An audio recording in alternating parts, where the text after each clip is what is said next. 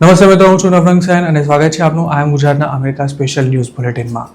શુક્રવાર જૂન 12ના સમાચારોમાં જોઈશું અમેરિકા પહોંચી ગયા બાદ પણ કોના વિઝિટર વિઝા હવે રદ કરવામાં આવી રહ્યા છે તેની વિગતો, તેમજ 6 મહિનાથી જેલમાં બંધ પ્રાંજલ પટેલ નામના એક ગુજરાતી પર કયા કેસમાં $5 મિલિયન બોન્ડ મૂકવામાં આવ્યો છે તેની માહિતી, અને છેલ્લે એટલાન્ટામાં વિજયકુમાર નામના શખ્સે પોતાની પત્ની સહિત 4 લોકોની ગોળી મારીને હત્યા કરવાના મામલામાં હવે કયો નવો ટ્વિસ્ટ આવ્યો છે તેની વાત। વિઝિટર વિઝા પર અમેરિકા પહોંચી ગયા હોય તેવા અનેક લોકોને પાછા મોકલવાની કવાયત શરૂ કરાઈ છે। સ્ટેટ ડિપાર્ટમેન્ટના જણાવ્યા અનુસાર આ તમામ લોકો બર્થ ટુરિઝમના ઇરાદા સાથે અમેરિકા આવ્યા હોવાની કે પછી હવે આવવાના હોવાની આશંકા હોવાથી તેમના વિઝા રદ કરવાની કાર્યવાહી શરૂ કરાઈ છે। સ્ટેટ ડિપાર્ટમેન્ટનું એવું પણ કહેવું છે કે ક્રોસ રેફરન્સિંગ ઇન્ફોર્મેશનના આધારે કેટલીક એમ્બસીએ આવા લોકોની ઓળખ કરી લીધી છે। આ તમામ લોકો પોતાના બાળકને અમેરિકાની સિટીઝનશિપ મળી જાય તે માટે વિઝિટર વિઝા લઈને યુએસ પહોંચ્યા છે અને તેમણે વિઝા લેવા માટે પણ ફ્રોડ ડોક્યુમેન્ટ્સનો ઉપયોગ કર્યો હોવાનું કહેવાઈ રહ્યું છે। સ્ટેટ ડિપાર્ટમેન્ટે બુધવારે બર્થ ટુરિઝમ સાથે સંકળાયેલા કેટલાક ઇન્ડિવિજ્યુઅલ્સ અને ઇન્ટરનેશનલ નેટવર્ક સામે કાર્યવાહી શરૂ કરવાની જાહેરાત કરી હતી। કેટલાક રિપોર્ટમાં કરવામાં આવેલા દાવા અનુસાર વિઝિટર વિઝા પર યુએસ આવ્યા હોય તેવા લોકો દર વર્ષે હજારો બાળકોને જન્મ આપે છે। તાજેતરમાં જ વેસ્ટ આફ્રિકાની યુએસ એમ્બસીએ 100થી વધુ વિદેશીઓને ખોટા ડોક્યુમેન્ટ્સના આધારે વિઝિટર વિઝા અપાવવાનું એક રેકેટ પકડ્યું હતું અને આ તમામ લોકોના વિઝા રદ કરવામાં આવ્યા છે અને આવા બીજા કેટલા લોકોએ આ પ્રકારે વિઝા મેળવ્યા છે તેની પણ તપાસ ચાલી રહી છે। તેવી જ રીતે યુરોપમાં 2024થી આવા 400 જેટલા શંકાસ્પદ કેસ આઈડેન્ટિફાય કરવામાં આવ્યા છે। આ તમામ કેસ 6 અલગ અલગ કંપનીઓ સાથે લિંક હતા જે વિઝા ઇન્ટરવ્યૂ કઈ રીતે આપવો તેની સાથે સાથે અમેરિકા પહોંચ્યા બાદ હોસ્પિટલથી લઈને રહેવાની તમામ વ્યવસ્થા પણ કરી આપતી હતી। નોર્થ આફ્રિકામાં પણ આવા 100થી વધુ લોકોના વિઝા રદ કરવામાં આવ્યા છે। જોકે કોઈ એશિયન દેશ સામે આ પ્રકારની કાર્યવાહી કરવામાં આવી છે કે કેમ તેની માહિતી સ્ટેટ ડિપાર્ટમેન્ટ દ્વારા શેર કરવામાં નથી આવી। હજુ ગયા મહિને જ કેલિફોર્નિયામાં પ્રેક્ટિસ કરતા ભારતીય મૂળના ડૉક્ટર આથિયા જાવિદ સામે આ જ મામલે તપાસ શરૂ કરવામાં આવી હતી। તેવી જ રીતે ધનવાન ચાઇનીઝ લોકો પણ બેબી પ્લાનિંગ સાથે વિઝિટર વિઝા પર અમેરિકા જતા હોવાના દાવા અનેકવાર થઈ ચૂક્યા છે અને જાન્યુઆરી 2025માં યુએસમાં રહેતી એક ચાઇનીઝ મહિલાએ પોતે અમેરિકામાં બર્થ ટુરિઝમ સ્કીમ ચલાવતી હોવાનો ગુનો પણ કબૂલ કર્યો હતો। પ્રેગ્નન્સી દરમિયાન વિઝિટર વિઝા પર અમેરિકા ના જઈ શકાય તેવો કોઈ જ કાયદો નથી, પણ જો વિઝા હોલ્ડરનો ઈરાદો ત્યાં પહોંચીને બાળકને જન્મ આપવાનો હોય તો ચોક્કસ તેની સામે કાર્યવાહી કરી શકાય છે। અત્યાર સુધી હજારો ઇન્ડિયન્સ પણ આ જ રીતે અમેરિકા જઈ પોતાના બાળકોને યુએસની સિટીઝનશિપ અપાવી ચૂક્યા છે। જોકે હાલની સરકારે તેના પર ખૂબ જ સખ્ત વલણ અપનાવ્યું હોવાથી અમેરિકા પહોંચી ગયા બાદ પણ કેટલાક લોકોના વિઝા આ જ કારણોસર રદ કરી તેમને પાછા જવાની ફરજ પાડવામાં આવી રહી છે। 2026માં જે કાર્યવાહી શરૂ કરવામાં આવી છે તેમાં કયા દેશના કેટલા લોકોના વિઝિટર વિઝા કેન્સલ થયા તેની માહિતી નથી અપાઈ, પણ સૂત્રોનું માનીએ તો જે ઇન્ડિયન્સે અગાઉ બર્થ ટુરિઝમનો બેનિફિટ મેળવ્યો છે તેવા ઘણા લોકોના વિઝિટર વિઝા હવે રિન્યૂ નથી થઈ રહ્યા। એક્સપર્ટ્સનું કહેવું છે કે આવા લોકોના બાળકો પુખ્ત વયના થશે ત્યારબાદ યુએસ જઈને પોતાના પેરેન્ટ્સને ત્યાં બોલાવશે તે વખતે પણ તેમની ઇમિગ્રેશન ફાઇલમાં પ્રોબ્લેમ થઈ શકે છે। અમેરિકામાં દર વર્ષે 3.5 મિલિયન જેટલા બાળકો જન્મે છે, જેમાં 26,000 બાળકોના પેરેન્ટ્સ વિઝિટર વિઝા હોલ્ડર હોવાની શક્યતા માઇગ્રેશન પોલિસી ઇન્સ્ટિટ્યૂટના એક રિપોર્ટમાં વ્યક્ત કરવામાં આવી હતી। દુનિયાના ગણ્યા ગાંઠ્યા વિકસિત દેશો બર્થ રાઇટ સિટીઝનશિપ આપે છે, જેમાં અમેરિકાનો પણ સમાવેશ થાય છે। Donald Trump birth right citizenship ખતમ કરવા માટે સત્તા પર આવ્યા ત્યારથી જ મથી રહ્યા છે, પણ હજુ સુધી તેમના પ્રયાસોને સફળતા નથી મળી। તેમણે બીજી ટર્મની શરૂઆતના પહેલા જ દિવસે આ અંગેના એક એક્ઝિક્યુટિવ ઓર્ડર પર સાઇન કરી હતી, પણ તેને કોર્ટમાં ચેલેન્જ કરવામાં આવ્યો હતો। ફેડરલ કોર્ટ બાદ અપીલ્સ કોર્ટે પણ આ ઓર્ડરને ગેરબંધારણીય ઠેરવી તેના અમલ પર રોક લગાવી દીધી હતી। હાલ આ મામલો સુપ્રીમ કોર્ટમાં પેન્ડિંગ છે અને આગામી 1-2 મહિનામાં જ તેના પર ફાઇનલ જજમેન્ટ આવી શકે છે। બર્થ ટુરિઝમ સિવાય જે લોકો વિઝિટર વિઝા પર પૈસા કમાવા માટે અમેરિકા જાય છે તેમના માટે પણ હવે મુશ્કેલી ઘણી વધી ગઈ છે। અગાઉ 10 વર્ષના મલ્ટિપલ એન્ટ્રી વિઝિટર વિઝા પર ઓછામાં ઓછા 6 મહિનાનો સ્ટે કરી શકાતો હતો આ દરમિયાન લોકો કેશમાં જોબ કરી 5-6 મહિનામાં $10,000-12,000 કમાઈ ઇન્ડિયા પાછા આવી જતા હતા અને 6 મહિના ઇન્ડિયામાં રોકાઈ ફરી અમેરિકા ઉપડી જતા હતા. જોકે હવે વિઝિટર વિઝા પર વારંવાર અને તે પણ માત્ર અમેરિકા જ આવતા અને દર વખતે 5 થી 6 મહિના સુધી રોકાતા લોકોને એરપોર્ટ પર જ અટકાવીને પાછા મોકલાઈ રહ્યા છે અને તેમના વિઝા પણ રદ કરી દેવામાં આવે છે. માત્ર વિઝિટર વિઝાવાળા જ નહીં, પણ જે લોકો પોતાનું ગ્રીન કાર્ડ ચાલુ રાખવા માટે વર્ષે એકાદ વાર અમેરિકાનો આંટો મારવા જાય છે તેમને પણ હવે ગ્રીન કાર્ડ સરેન્ડર કરવાની ફરજ પાડવામાં આવી રહી છે. અમેરિકાની જેલમાં 6 મહિનાથી પણ વધુ સમયથી બંધ એક ગુજરાતી પર $5 મિલિયન બોન્ડ મૂકવામાં આવ્યો છે. પ્રાંજલ પટેલ નામનો આ શખ્સ હાલ ટેક્સાસની ટેરન્ટ કાઉન્ટી જેલમાં છે. પ્રાંજલની જાન્યુઆરી 2026ની આસપાસ ધરપકડ કરવામાં આવી હતી. ટેક્સાસના અર્વિંગ શહેરમાં આવેલા તિલક જ્વેલર્સમાં 2026ની શરૂઆતમાં જે મોટી રેડ પડી હતી તેમાં પ્રાંજલનું નામ પણ ખુલ્યું હતું. પ્રાંજલ પકડાયો ત્યારબાદ તિલક જ્વેલર્સ પર રેડ પડી હોવાની વાત પણ જે તે સમયે બહાર આવી હતી અને ત્યારથી જ તે જેલમાં બંધ છે. પ્રાંજલ પર ક્રિમિનલ એક્ટિવિટીમાં સામેલ હોવા ઉપરાંત સિનિયર સિટીઝન પાસેથી પૈસા પડાવવાનો અને $3 લાખથી વધુની ચોરી કરવા સહિતના 4 ફેલોની ચાર્જીસ લગાવવામાં આવ્યા છે અને આ ચારે ચાર્જીસમાં તેના પર $5 મિલિયન બોન્ડ મુકાયા છે. આ ગુજરાતી અમેરિકામાં કોઈ સ્ટેટસ વિના રહેતો હોવાની પણ શક્યતા છે. તેને હાલ નો બોન્ડ પર રાખવામાં આવ્યો છે, જેનો અર્થ એવો થાય છે કે પ્રાંજલ $5 મિલિયન બોન્ડ ભરી દે તો પણ તેને જેલમાંથી છોડવામાં નહીં આવે, કારણ કે આઈસે તેના નામનું ડિટેનર જાહેર કરી દીધું હોવાની પણ આશંકા છે. પ્રાંજલ પટેલ પાર્સલ કાંડમાં પકડાયો હતો અને તેની સાથે સાથે અર્પિત દેસાઈ, સિમરજીત ગિલ, તિથિ પટેલ અને સતીશ પટેલ નામના અન્ય ગુજરાતીઓની પણ ધરપકડ થઈ હતી. આ તમામ લોકો સિનિયર સિટીઝન્સને ડરાવી ધમકાવી તેમની પાસેથી ગોલ્ડ અને કેશ પડાવવાના વિશાળ રેકેટમાં સંડોવાયેલા હતા અને સાથે જ ચોરીના ગોલ્ડની મોટા પાયે હેરાફેરી પણ કરતા હતા. તિલક જ્વેલર્સમાં રેડ પડી ત્યારે તેનો ઓનર નીરવ સોની અને તેને ત્યાં કામ કરતી તિથિ પટેલ નામની અન્ય ગુજરાતી યુવતી પણ આ મામલામાં અરેસ્ટ થયા હતા. નીરવ સોની યુએસ સિટીઝન હોવાથી તે ઘણા સમય પહેલા જ બોન્ડ ભરીને છૂટી ગયો છે, જ્યારે બાકીના મોટાભાગના લોકો અને ખાસ તો જે લોકો કોઈ સ્ટેટસ વિના રહેતા હતા તે બધાએ હજુ પણ જેલમાં જ છે.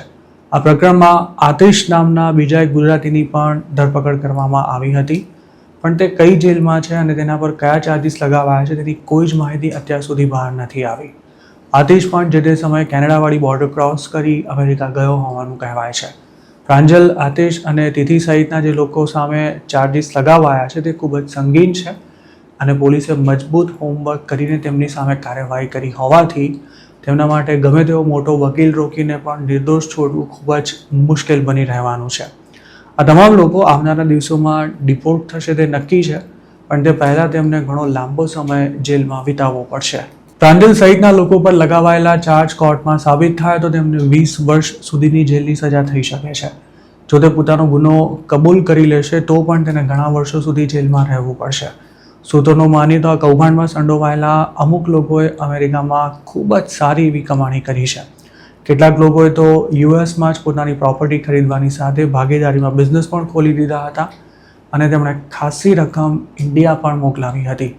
મૂળ ચરોતરના એક આરોપીના ઘરે દર થોડા દિવસે લાખો રૂપિયાના આંગળીયા આવતા હતા તેવું પણ કહેવાય છે અને એક આરોપીના પિતાએ ઇન્ડિયામાં 5 કરોડ જેટલું જે દેવું થઈ ગયું હતું તે તેમણે અમેરિકાથી આવેલા આ 2 નંબરી રૂપિયાથી જ ચૂકતે કરવાની સાથે પોતાનો બિઝનેસ પણ શરૂ કરી દીધો હતો.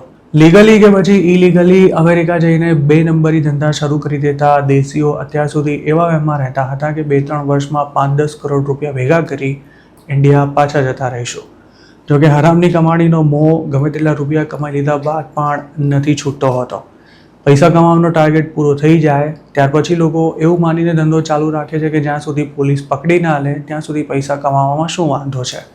અત્યાર સુધી આવા કેસમાં પકડાઈ ગયા હોય તેવા લોકોને માંડ 3 થી 5 વર્ષની જેલની સજા થતી હતી, પણ હવે અમેરિકાની પોલીસ અને કોર્ટ ખૂબ જ વ્યવસ્થિત રીતે આ લોકોની શાન ઠેકાણે લાવી રહ્યા છે. પાર્સલ કાંડમાં છેલ્લા 6 મહિનામાં જેટલા પણ લોકોને સજા પડી છે તેમાંથી મોટાભાગના આરોપીઓને 8-10 વર્ષ કે પછી તેનાથી પણ વધુની જેલ કરાઈ છે. આગામી દિવસોમાં પ્રાંજલ પટેલને પણ આટલી જ સજા થાય તેવી શક્યતા હાલના સંજોગોને જોતા ન કરી શકાય તેમ નથી. જો તમે અમેરિકામાં લીગલી કે પછી ઇલીગલી રહેતા હો અને તમારી પાસે પોતાની કાર હોય અથવા તો લાયસન્સ હોય તો તમને પણ ક્યાંકથી પાર્સલ લઈ આવવાના બદલામાં $500 થી $1000 કમાણી કરવાની ઓફર આપવામાં આવી શકે છે. આ કૌભાંડમાં લોકોને પાર્સલમાં ડોક્યુમેન્ટ્સ છે કે પછી બીજી કોઈ કિંમતી ચીજ વસ્તુ છે એવું કહી આંગડિયા સર્વિસ માટે આ કામ કરવાનું છે તેવું જણાવાતું હોય છે. આ ધંધામાં નવા આવતા નિશાળિયાને એ જ ખબર નથી હોતી કે તેને એક મોટા સ્કેમમાં સામેલ કરવામાં આવી રહ્યો છે.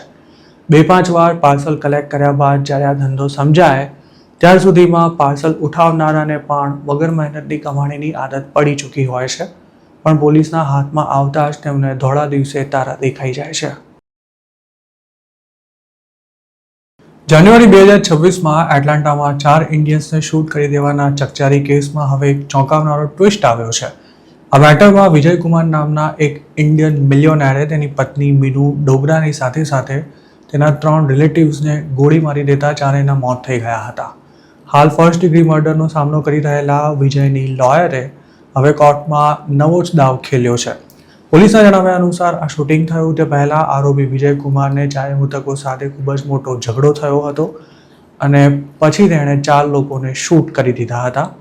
પણ હવે તેની વકીલે એક નવો જ દાવો કર્યો છે. જાન્યુઆરી 23ની રાતે હત્યારા વિજયને પોલીસે ક્રાઇમ સીનની નજીકથી જ પકડી લીધો હતો અને ત્યારથી જ તે જેલમાં બંધ છે. જોકે આ કેસમાં લેટેસ્ટ ડેવલપમેન્ટ એ છે કે વિજયે પોતાનો ગુનો સ્વીકારવાનો ઇનકાર કરી દેતા સેલ્ફ ડિફેન્સમાં 4 લોકોને ગોળી મારી હોવાનો દાવો કર્યો છે. વિજયકુમાર નામના આ પંજાબીના એટર્નીએ કોર્ટમાં એવું જણાવ્યું હતું કે તેના ક્લાયન્ટને પોતાનો જીવ બચાવવા માટે શૂટિંગ કરવાની ફરજ પડી હતી. તેમણે આ મામલાને tragic case of self defence ગણાવ્યો છે, પણ ગ્વિનેટ કાઉન્ટી ડિસ્ટ્રિક્ટ એટર્ની ઓફિસે બચાવ પક્ષના દાવાને ફગાવી દીધો છે. તાજેતરમાં જ આ કેસની કોર્ટમાં હિયરિંગ થઈ હતી, જેમાં જજે વિજયકુમારના વકીલને તેમના અસીલ ગુનો કબૂલવા તૈયાર છે કે નહીં તેવો સવાલ કર્યો હતો. તેના જવાબમાં વકીલે વિજયકુમાર ગુનો નહીં કબૂલે તેવું જણાવ્યું હતું. તેમણે એવો પણ દાવો કર્યો હતો કે વિજય નિર્દોષ છે અને આ સમગ્ર મામલો સેલ્ફ ડિફેન્સનો છે. વિજયના વકીલે જજ સમક્ષ એવી રજૂઆત કરી હતી કે 4 લોકોની હત્યામાં વિજયનો કોઈ જ વાંક નથી અને આ કેસને કોર્ટ સમક્ષ સેલ્ફ ડિફેન્સના કેસ તરીકે રજૂ કરવામાં આવશે. ડિફેન્સ લોયરે કોર્ટમાં આરોપી વતી બોન્ડ હિયરિંગ માટે પણ મોશન ફાઇલ કર્યો છે.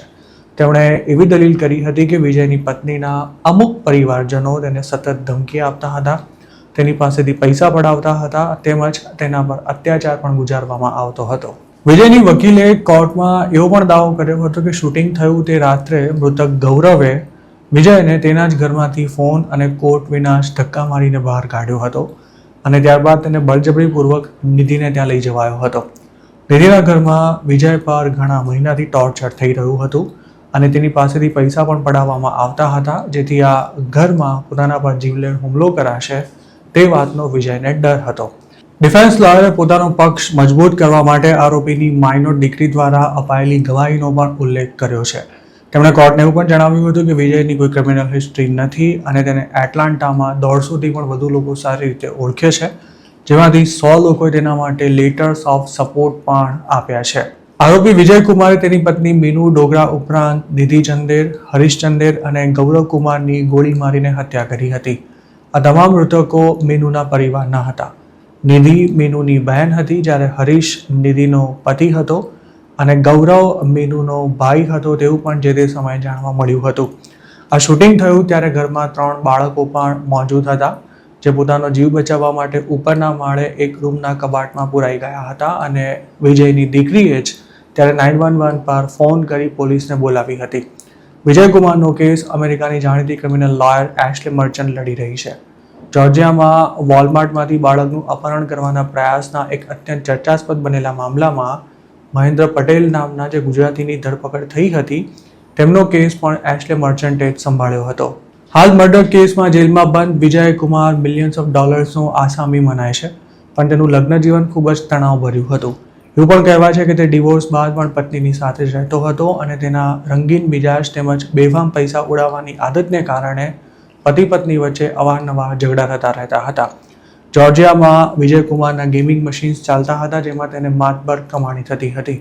થોડા વર્ષો પહેલાં વિજયનું એક ગુજરાતી છોકરી સાથે કથિત અફેર ચાલતું હોવાની વાત પણ જાન્યુઆરી 2026ની ઘટના બાદ બહાર આવી હતી. વિજયના આ કહેવાતા અફેરથી તેની પત્ની પણ માહિતગાર હતી.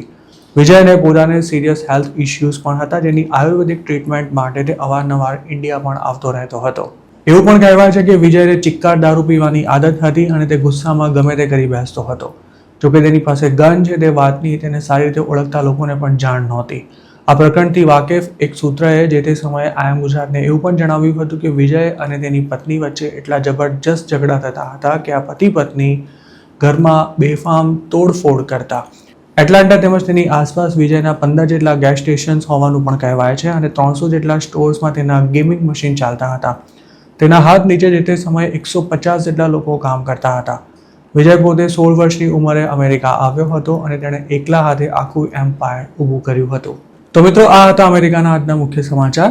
આપને જો અમારી રજૂઆત પસંદ આવી હોય તો આ વિડીયોને લાઇક અને શેર કરવાનું તેમજ આઈ ગુજરાતની યુટ્યુબ ચેનલને સબસ્ક્રાઇબ કરવાનું ભૂલશો નહીં, કારણ કે આ ચેનલ પર આપને મળશે અમેરિકામાં રહેતા ગુજરાતીઓ માટેના તમામ મહત્વના સમાચાર અને તે પણ આપની પોતાની ભાષામાં.